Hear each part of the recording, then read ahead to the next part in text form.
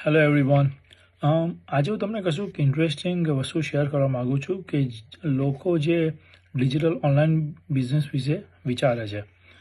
આપણી બધા જોડે સ્માર્ટફોન તો હોય છે જ, રાઈટ?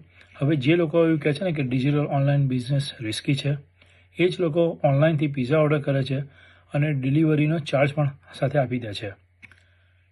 લોકો કહે છે કે ટાઈમ નથી, રાઈટ? પણ 2-3 કલાક એ લોકો રીલ્સ જુએ છે, નેટફ્લિક્સ પર 1-2 એપિસોડ જોતા આખી સિરીઝ પતાવી નાખે છે. પણ જ્યારે ડિજિટલ સ્કિલ શીખવાનું કહીએ તો અડધો કલાક કે કલાક જોયા પછી કહેશે કે આજે હું બહુ થાકી ગયો.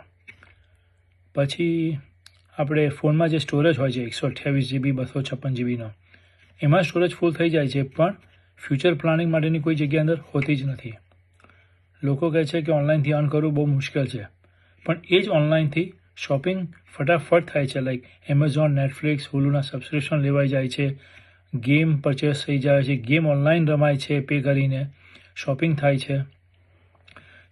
સ્માર્ટ લોકો શું કરે છે કે એ જ ફોનને જે આપણે બધા યુઝ કરીએ છીએ, એ જ ફોનને એ લોકો પોતાનું પેસિવ ઇન્કમ જનરેટ બનાવીને પોતાના માટે ફ્યુચર બિલ્ડ કરે છે.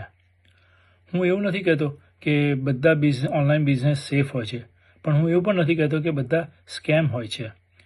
તમારે એ બિઝનેસ વિશે ઇન્ક્વાયરી કરવાની જરૂર છે કે તમે દૂરથી જોશો તો તમને એ સ્કેમ જ લાગશે. તમે ઇન્ક્વાયરી કરશો ત્યારે તમને ખબર પડશે કે બિઝનેસ શાના વિશે છે, શું છે.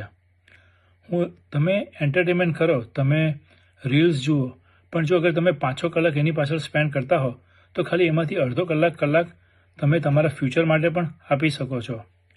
જે સ્માર્ટફોન એન્ટરટેનમેન્ટ તમે યુઝ કરો છો એન્ટરટેનમેન્ટ માટે, એનાથી તમે ફ્યુચર પણ બનાવી શકો છો. હવે ચોઇસ તમારા હાથમાં છે કે તમારે શું કરવું છે. તમારે એન્ટરટેનમેન્ટ કરીને ટાઈમપાસ કરવો છે કે પછી તમારે ફ્યુચર પણ બનાવવું છે. તો let me know what you decide. Thank you.